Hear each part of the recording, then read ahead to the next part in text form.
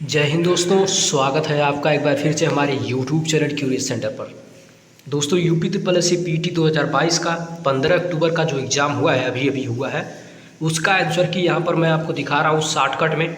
आप सभी लोग मिलाते चलिए अपने आंसर को। तो देखिए ये पेपर है फर्स्ट शिफ्ट का 2022 का, जो 15 अक्टूबर को हुआ है, पहली पाली का, जो 10 बजे से लेके 12 बजे तक हुआ। देखिए यहाँ पर पहला क्वेश्चन जो है उसका मैथमेटिक्स का आया हुआ है ये। तो उसका जो राइट आंसर है यहाँ पर है 20%। उसके बाद आगे बढ़ते हैं। दूसरा देखिए यहाँ पर दिया हुआ है जिसका ऑप्शन नंबर डी सही है, 50। उसके बाद तीसरा जो है देखिए यहाँ पर 14.26, ये सही राइट आंसर है। उससे चौथा का जो ऑप्शन है बी, वो राइट आंसर है। पाँचवा का जो है 30, यानी बी राइट आंसर है। छठवां का जो है सी राइट आंसर है। उसके बाद देखिए यहाँ सातवां है विकल्प में सही विलोम युग, तो ए इसका राइट आंसर है। उसके बाद ख्याली पुलाव का पूछा था मुहावरे का अर्थ, तो सी राइट आंसर सही है, असंभव बातें की कल्पना करना। नाइन्थ का आंसर डी है, महाधन ऋषि, ये है संधि विच्छेद। क्वेश्चन नंबर 10वां का जो राइट आंसर है ऑप्शन नंबर डी है, अविलंब, अधर और विलोकित। ये जो सही इसका भेद नहीं बता रहा। 11वें का ऑप्शन नंबर ए राइट आंसर है। उसके बाद यहाँ पर एक पैसेज दिया हुआ था इंग्लिश का, यहाँ पर आप देख सकते हैं। पहला क्वेश्चन पूछा हुआ था, was Caroline brother an outdoor type, no इसका राइट आंसर है, ऑप्शन नंबर ए। उसके बाद देखिए एक और क्वेश्चन था, why were the skits collected the for batting, right answer D है इसका। 14वां देखिए एक रीजनिंग का क्वेश्चन था, इसका पत्नी राइट आंसर है, यानी ऑप्शन नंबर ए। 15वां भी रीजनिंग था, इसका राइट आंसर 100 है। उसके बाद 16वां देखिए शुक्रवार राइट आंसर है। ये जो क्वेश्चन रीजनिंग का हुआ था कैलेंडर से संबंधित था। उसके बाद फिर इंग्लिश का पूछा गया था, पार्शियल का सिनोनिम्स इनकम्प्लीट होता है, राइट आंसर ऑप्शन बी है। 18वां का सेटिस्फाई होगा, डिसअपॉइंटेड का अपोजिट पूछा हुआ था, एंटीनिम्स। और यहाँ पर देखिए एडिटिंग और कंप्लीटिंग डिक्शनरीज, डिक्शनरी के हिसाब से यहाँ पर राइट आंसर इसका था ऑप्शन नंबर ए। ये भी इंग्लिश का क्वेश्चन था। एक और देखिए यहाँ पर 20वां रीजनिंग का है, इसका right answer option number A है। उसके बाद दोस्तों फिर देखिए यहाँ पर दिया हुआ है रीजनिंग का, ये है कथन निष्कर्ष संबंधित, तो इसका जो राइट आंसर है 21 का, इनमें से कोई नहीं। अब क्वेश्चन नंबर 22 देखिए, अंडर वाटर मेट्रो रेल का उद्घाटन कहाँ किया गया? कोलकाता में, right answer option number B. कृत्रिम भ्रूण तैयार किया गया इजराइल में, तो इसका right answer option number A है। India international bullion exchange Gujarat में, तो राइट आंसर सी है इसका। उसके बाद 25वां का जो राइट आंसर है, 2022 में ताइवान के आसपास सबसे बड़ा सैन्य अभ्यास किया चीन ने किया था, राइट आंसर डी है। 26 का देखिए स्काईलाइट आंसर इसका सही है, भारतीय उपग्रह संचार अभ्यास आयोजन किया गया। उसके बाद 27वां का मुंबई से अहमदाबाद के बीच आकाश एयर की पहली उड़ान का उद्घाटन किया गया। आज़ादी का अमृत महोत्सव बढ़े चलो अभियान किस केंद्रीय मंत्रालय द्वारा शुरू किया गया? संस्कृति मंत्रालय द्वारा। निम्नलिखित में से भारत का पड़ोसी देश नहीं है, तो यूएई जो देखिए संयुक्त अरब अमीरात, ये तो है नहीं। चीन, मालदीव, म्यांमार था। उसके बाद आईआईटी मद्रास के द्वारा A14 भारत का नीलेकड़ी केंद्र की शुरुआत की गई थी, इसका आईआईटी मद्रास सही है। अमित शाह देखिए इन्होंने तस्करी और राष्ट्रीय सुरक्षा पर राष्ट्रीय सम्मेलन आयोजित हुआ था, उसकी अध्यक्षता की थी चंडीगढ़ में, तो राइट आंसर ए है। हर गल जल प्रमाणित करने वाला पहला राज्य गोवा था। अंतर्राष्ट्रीय जैव विविधता 22 मई को, सबसे बड़ा द्वीप माजुली द्वीप। और उसके बाद क्वेश्चन 35 देखिए, हंगरी का राष्ट्रीय मुद्रा क्या है? Hungarian front. स्वतंत्रता के बाद सबसे पहले भाषा के आधार पर कौन सा राज्य बना? आंध्र प्रदेश। लोकसभा के पद धारण करने की 25 वर्ष। देखिए कुछ क्वेश्चन बहुत इजी आए हुए हैं। ये जो आंसर की बताई जा रही है ये ऑफिशियल नहीं है, लेकिन मैक्सिमम क्वेश्चन इसमें सही है, लगभग 99% एक्यूरेसी है। 38 का एक फुल फॉर्म पूछा हुआ था, UNFCCC, United Nations framework convention on climate change, तो राइट आंसर बी था। नौटंकी किस राज्य का लोक नृत्य है? तो यूपी का ही है। अंतर्राष्ट्रीय ओलंपिक समिति का मुख्यालय Switzerland. Powers of the mind, Swami Vivekananda ji ने लिखा था इसे। अब देखिए यहाँ पर इसका पैसेज दिया हुआ था ये हिंदी का, इस आधार पर क्वेश्चन पूछा हुआ था, साहित्य अपने दायित्व का निर्वाह किस प्रकार पूरा करता है दुष्प्रभावों को सामने लाकर, ये इसका राइट आंसर था। उसके बाद देखिए 43 का ए था ये यहाँ पर।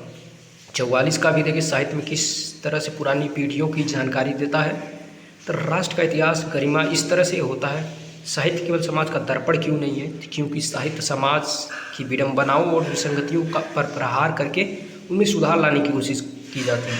इसीलिए इसका राइट आंसर ऑप्शन ए था। 46 का गद्यांश का उचित शीर्षक क्या था इस गद्यांश का, साहित्य और समाज लिख सकते हैं। तो देखिए दूसरा पैसेज यहाँ पर है, इससे भी 5 क्वेश्चन है हिंदी के। क्या है, गद्यांश में चीर अस्थाई शब्द का कौन सा विलोम शब्द है, क्षणभंगुर। उसके बाद सत्य की तलाश कैसे की जानी चाहिए, श्रद्धापूर्वक अंतः विद्यमान सत्य के मार्ग पर आगे बढ़ते हुए इस सत्य का साक्षात्कार करें। 49 का जिज्ञासु व सत्य व अहिंसा के पथ पर चलते संकटों का सामना कैसे, संकटों के सहते हुए निमित्त नाश किए बिना आगे बढ़ना चाहिए। तो राइट आंसर 49 है। सत्य और अहिंसा के मार्ग को 80 की धार पर चलने के समान क्यों बताया गया है, तो क्योंकि इसका राइट आंसर ये है, क्योंकि सत्य और अहिंसा का मार्ग जितना सीधा है उतना ही तंग और इस मार्ग पर चलना अत्यंत कठिन है। सत्य रूपी परमेश्वर की रत्न चिंतामणि को प्राप्त करने के लिए हमें क्या कर सकते हैं, तो अंतर्निहित सत्य का साक्षात्कार करें। तो राइट आंसर सी था इसका। देखिए क्वेश्चन जो है वो मॉडरेट लेवल का पेपर आया हुआ है। अगर आपने हमारे YouTube चैनल क्यूरी सेंटर को सब्सक्राइब नहीं किया तो सब्सक्राइब करें, क्योंकि UP triple S C PT से रिलेटेड कोई भी इन्फॉर्मेशन मिलेगी सबसे पहले आपको पहुंचाया जाएगा। सब्सक्राइब ज़रूर करिए और अपने आंसर की को मिलाइए और कमेंट बॉक्स में कमेंट करके बताइए कितना आपका सही आ रहा। यहाँ पर देखिए ये जो टेबल आया हुआ था, इस टेबल का पहला क्वेश्चन था, इस अवधि के दौरान प्रतिवर्ष ब्याज की औसत कितनी चुकानी है, तो इसका राइट आंसर ए था। उसके बाद देखिए दूसरा जो था, दी गई अवधि के दौरान कंपनी द्वारा भुगतान की गई बोनस की कुल राशि इस अवधि के दौरान तुलना की गई बोनस की कुल राशि के लगभग कितना प्रतिशत था, तो 0.6%। राइट आंसर ऑप्शन सी था। 2011 में इन सभी मदों पर कुल व्यय 2015 के कुल व्यय से लगभग कितना परसेंट, तो 68.33%, यानी बी आंसर राइट था। उसके बाद इसका 2 क्वेश्चन यहाँ पे है। 55 देखिए इसका राइट आंसर ऑप्शन ए है। उसके बाद 56 का क्या है, 738.44 लाख, यानी ऑप्शन नंबर सी। अब फिर से एक देखिए टेबल दिया हुआ है, इससे फिर क्वेश्चन है। इसका जो राइट आंसर है 10 दिनों की दौरान इस वाले टेबल का, ये जो है इस वाले का टेबल का यहाँ पर 57:25:36 है। राइट आंसर ऑप्शन डी है। अल्टो और कीट दिए गए 10 दिनों के दौरान अपनी गति, तो इसका 0 घंटा आंसर सही आया हुआ है। उसके बाद 59 का सी इज़ द राइट आंसर। अब देखिए 10 दिनों के दौरान टियांगो और मिनी द्वारा तय किए गए कुल दूरी का अनुपात 18 और 25 का है, तो right answer option number A है। उसके बाद 61 किलोमीटर प्रति घंटा 61वां का आंसर आया है। और देखिए यहाँ पे लाइन ग्राफ एक दिया हुआ है। उसके बाद लाइन ग्राफ से पहला क्वेश्चन है, 2003 के दौरान कंपनी में कार्यरत कर्मचारियों की संख्या 5000 थी, राइट आंसर बी है। उसके बाद 63, इसका जो राइट आंसर है ऑप्शन डी है, 9/13। 64 देखिए 2002 आंसर राइट आया है इसका। 65वां का 1% आया है। कर्मचारियों की संख्या लगभग कितने परसेंट बढ़ी है या कमी हुई, तो 1%। 66 का देखिए 96.15% आया हुआ है। उसके बाद देखिए फिर एक बार ग्राफ है यहाँ पर, इससे क्वेश्चन है ये वाला बार ग्राफ। इसका 5 क्वेश्चन है, क्या है देखते हैं। पिछले वर्ष की तुलना में किस वर्ष में प्रतिशत वृद्धि अधिक है, 2017 में आंसर आया था।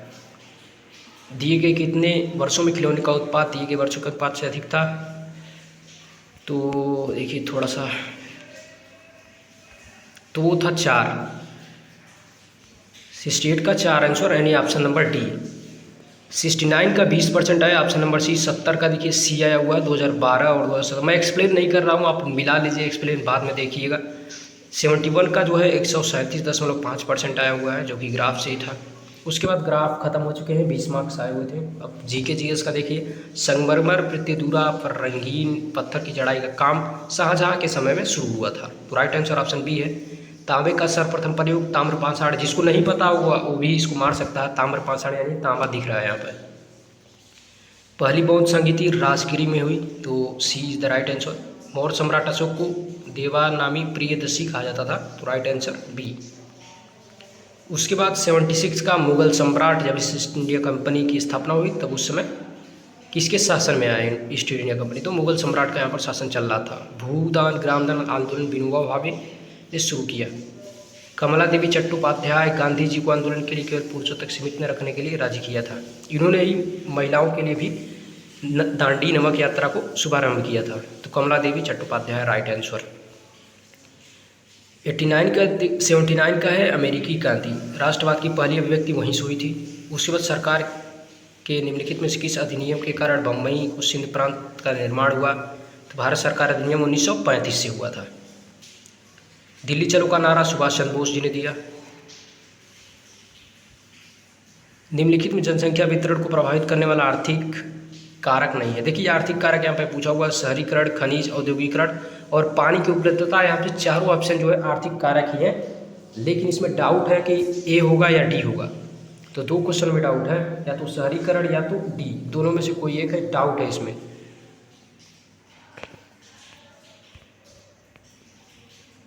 आप लोग कमेंट करके बताइए कि कौन सा सही हो सकता है। भारत की सबसे ऊंची चोटी कहाँ पर है?